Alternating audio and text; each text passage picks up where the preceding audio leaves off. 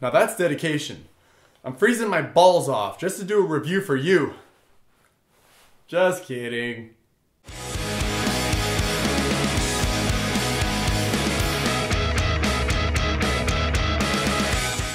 Quick side note, I am officially one of the presenters for the You Reviewers Award Show coming up in February. So excited about that.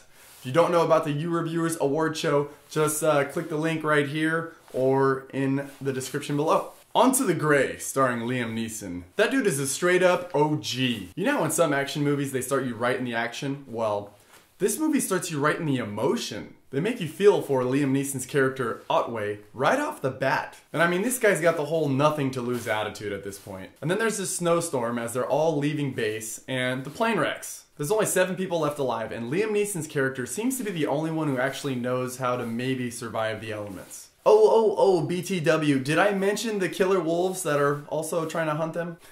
Almost left that point out. And the weather! Oh my gosh, it's insane! You could tell they actually filmed this in the elements. It looked spectacular. So this movie's basically about surviving, which yeah, we've all seen before, but I really like the whole wolf aspect they put into it. So for me, the acting, the scenery, and the plot were all pretty awesome. But here's what wasn't awesome to me. Some of the dialogue made me want to rip my ears off of my head. And some of the situations. I mean, 7 people just survive a plane wreck. Do you think they're gonna be laughing? No! And then there's this ghetto guy trying to act all hard. I mean, dude, you're in the elements. Nobody's gonna be acting hard, alright? I'm sorry. And then there's this damn cliff scene where apparently they tie a bunch of shirts together and this dude just jumps off the cliff into some trees that's like 40, 50 feet away. Dude, come on, let's get real. If you're gonna do a non-fiction movie, then it has to be non-fiction. You can't be throwing some fictional Lord of the Rings aspect in it where people can all of a sudden fly 50 feet, okay? I'm not buying it.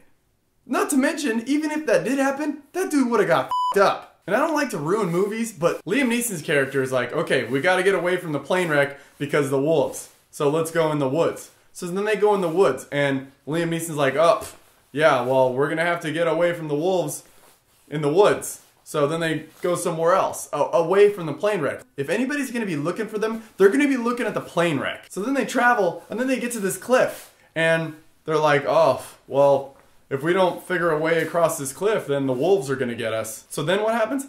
They get across the cliff, and the wolves are still there. Give me a break. So like I said, the plot is great.